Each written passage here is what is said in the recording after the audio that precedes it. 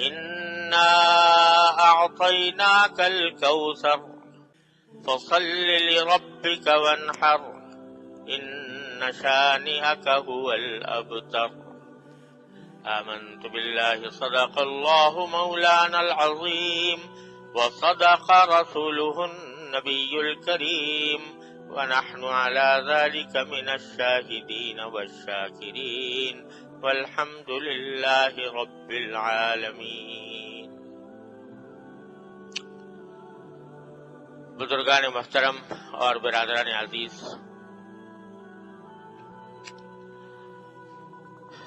کچھ عرصہ پہلے میں نے یہ سلسلہ شروع کیا تھا کہ قرآن کریم کی وہ سورتیں جو بکثرت نمازوں میں پڑھی جاتی ہیں ان کی کچھ تفسیر و تشریح آپ حضرات کی خدمت میں پیش کی جائے۔ اس سلسلے میں اس سے پہلے سورہ فاتحہ، معوذتین اور سورہ الم تر کیف اور لإلاف قریش اور سورہ ماعون کی تفسیریں مختلف نشستوں میں الحمدللہ بیان کرنے کی توفیق ہوئی۔ بیچ میں کچھ وقتی مسائل آ گئے تھے جس کی وجہ سے یہ سلسلہ موقوف ہو گیا تھا۔ اب اللہ تعالیٰ کے نام پر دوبارہ اس کو شروع کرتے ہیں، اور اس سلسلے میں آج سورہ کوثر میں نے آپ کے سامنے تلاوت کی ہے۔ یہ وہ سورت ہے جو قرآن کریم کی سب سے لفظوں کے اعتبار سے سب سے چھوٹی سورت ہے، اور تقریباً ہر مسلمان کو یاد ہوتی ہے۔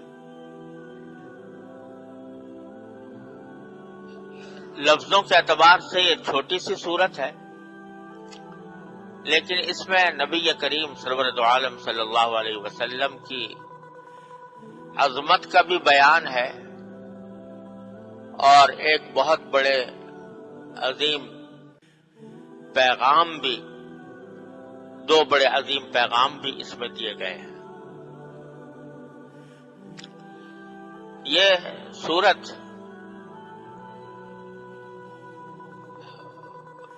ایک واقعے کے پس منظر میں نازل ہوئی، جس کا شان نزول یہ ہے کہ جب نبی کریم سرور دو عالم صلی اللہ علیہ وسلم کا نکاح حضرت خدیجہ الکبریٰ رضی اللہ تعالی عنہا سے ہوا تو ان سے آپ کی 4 صاحبزادیاں پیدا ہوئی، اور ایک صاحبزادے جن کا نام قاسم آپ نے رکھا تھا وہ پیدا ہوئے۔ لیکن اللہ تعالیٰ کو یہ منظور تھا کہ حضور اقدس سرور دو عالم صلی اللہ علیہ وسلم کی لڑکیاں، آپ کی صاحبزادیاں، وہ تو الحمدللہ زندہ رہیں اور انہوں نے طویل عمر پائی، لیکن صاحبزادے بچپن ہی میں انتقال کر گئے۔ جب ان کا انتقال ہوا تو مکہ مکرمہ کے کافر لوگوں نے بڑی خوشی منائی، اور ان کے بعد سرداروں نے، جن میں سے ایک کا نام عاص بن وائل تھا، اس کے بارے میں روایات میں آتا ہے کہ اس نے کسی محفل میں یہ بات کہی کہ دیکھو حضور اقدس صلی اللہ علیہ وسلم کی کوئی نرینہ اولاد نہیں ہے، جو ہوئی تھی اس کا انتقال ہو گیا، تو آپ کی تو نسل ہی نہیں چلے گی، آپ کی تو نسل ہی نہیں چلے گی، اور کوئی جب بیٹا نہیں ہے تو آپ کے بعد کوئی آپ کی کا نام لینے والا بھی الیاذ باللہ باقی نہیں رہے گا، اور آپ کے بعد آپ کی تحریک اور آپ کا دین معاذ اللہ خود بخود ختم ہو جائے گا. یہ اس نے ایک محفل میں یہ بات کہی. اور چونکہ اہل عرب کے ہاں صورت یہ تھی کہ کسی شخص کے بیٹا ہو تو بڑی خوش نصیبی سمجھتے تھے اور کہتے تھے اس کی نسل اس سے چلے گی. بیٹی ہو تو بیٹی کو برا سمجھتے تھے، عار سمجھتے تھے، اور سمجھتے تھے کہ یہ قرآن کریم میں ہے کہ اگر کسی کے یہاں بیٹی پیدا ہو جاتی تھی تو وہ لوگوں سے منہ چھپاتا پھرتا تھا اور یہ کہتا تھا کہ میں کیا کروں کہ میرے یہاں بیٹی پیدا ہو گئی ہے. اسی واسطے بیٹیوں کو زندہ دفن کر دیا کرتے تھے بعض قبیلے. تو اس واسطے نبی کریم صلی اللہ علیہ وسلم کے چونکہ بیٹیاں تھیں اور بیٹا کوئی نہیں تھا تو انہوں نے اس بات کے اوپر بڑی خوشیاں بھی منائی، حضور اقدس صلی اللہ علیہ وسلم کی شان میں گستاخیاں بھی کی اور یہ پیشن گوئیاں بھی کی کہ آپ کے بعد آپ کا دین چلنے والا نہیں ہے. اس کے جواب میں یہ صورت نازل ہوئی ہے جو 3 آیتوں پر مشتمل ہے. اور ایک حدیث میں حضرت انس رضی اللہ تعالیٰ عنہ بیان فرماتے ہیں کہ ایک مرتبہ نبی کریم صلی اللہ علیہ وسلم تشریف فرما تھے تو آپ کے اوپر ایک کیفیت طاری ہوئی. وہ کیفیت جو وحی کے نازل ہونے کے وقت طاری ہوا کرتی تھی. جب آپ پر وحی نازل ہوتی تھی تو آپ کے اوپر کچھ ایک غشی کسی کیفیت طاری ہو جایا کرتی تھی. تو وہ کیفیت آپ پر طاری ہوئی اور جب آپ سے وہ کیفیت دور ہوئی تو آپ نے تبسم فرمایا، مسکراتے ہوئے صحابہ کرام کو دیکھا. صحابہ کرام نے پوچھا کہ یا رسول اللہ آپ کس بات پر مسکرا رہے ہیں، کس بات پر خوشی کا اظہار فرما رہے ہیں؟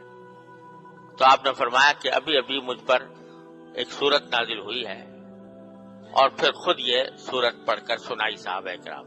انا اعطیناک الکوثر فصل لربک وانحر ان شانئک هو الابتر. فرمایا کہ انا اعطیناک الکوثر، اے نبی صلی اللہ علیہ وسلم یقین جانو کہ ہم نے تمہیں کوثر عطا فرمائی ہے.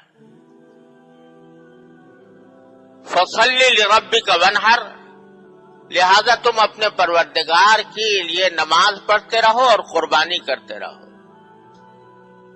ان شانئک هو الابتر، یقین جانو کہ تمہارا دشمن ہی ابتر ہے، یعنی وہ ایسا ہے کہ اس کی نسل نہیں چلے گی، اس کا ذکر نہیں چلے گا.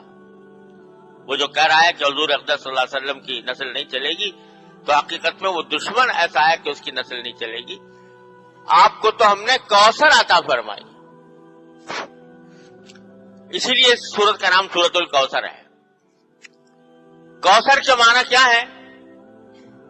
کوثر کے لفظی معنی عربی زبان میں ہے بہت بھلائی، خیر کثیر، بہت بھلائی.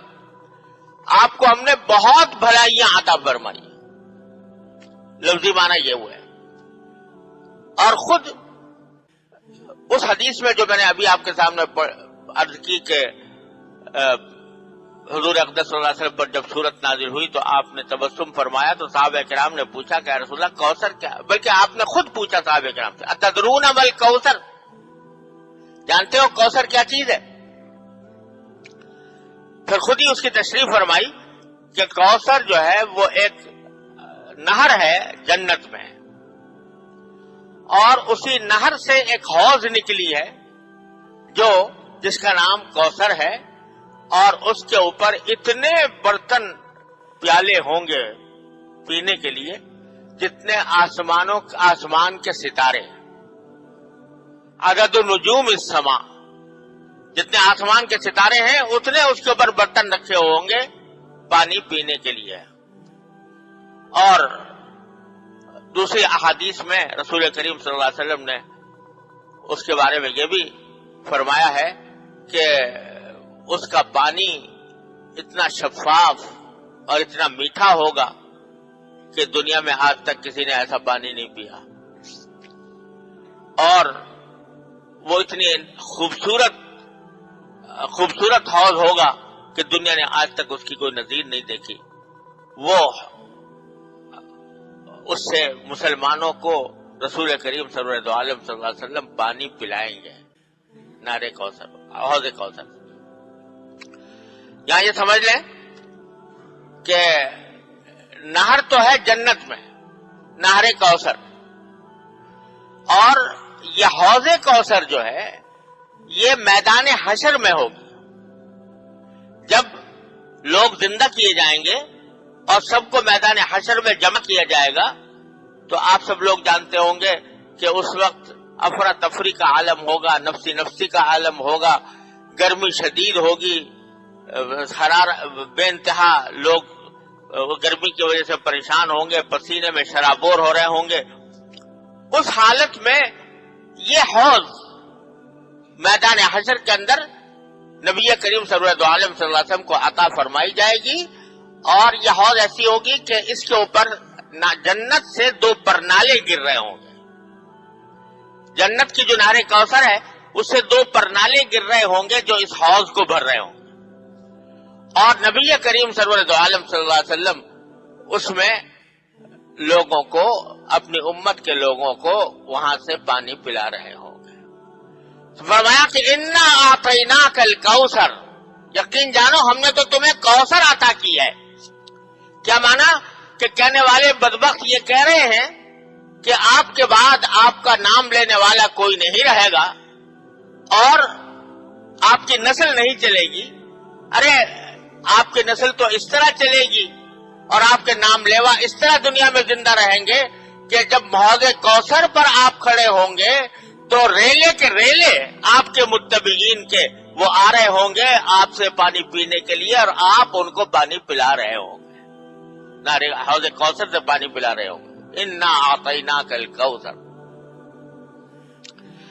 اسی حدیث میں رسول کریم صلی اللہ علیہ وسلم یہ بھی ارشاد فرمایا کہ میری امت کے جو لوگ ہیں وہ اس سخت گرمی کے عالم میں حوض کوثر پر آئیں گے اور پانی پئیں گے، اور جو شخص ایک مرتبہ پانی پی لے گا تو اس کے بعد اس کو وہ شدید پیاس کی تکلیف کبھی نہیں ہوگی،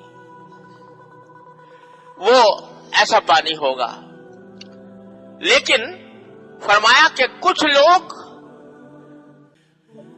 اس پانی کی طرف اور حوض کوثر کی طرف آ رہے ہوں گے تو میں دیکھوں گا کہ فرشتے ان کو پیچھے ہٹا رہے ہیں کہ پیچھے ہٹ جاؤ، یا نہیں آؤ، حالانکہ دیکھنے میں وہ میری امت کے لوگ ہوں گے۔ تو میں ان سے فرشتوں سے کہوں گا کہ یہ تو میری امت کے لوگ ہیں، پھر ان کو آپ کیوں حوض کوثر سے ہٹا رہے ہیں؟ تو اس کے جواب میں فرشتے کہیں گے کہ انک لا تدری ما احدثوا بعدک، آپ کو پتہ نہیں ہے کہ آپ کے دنیا سے چلے جانے کے بعد انہوں نے کیا کیا کام کیے تھے، انہوں نے کیا کیا کام کیے تھے۔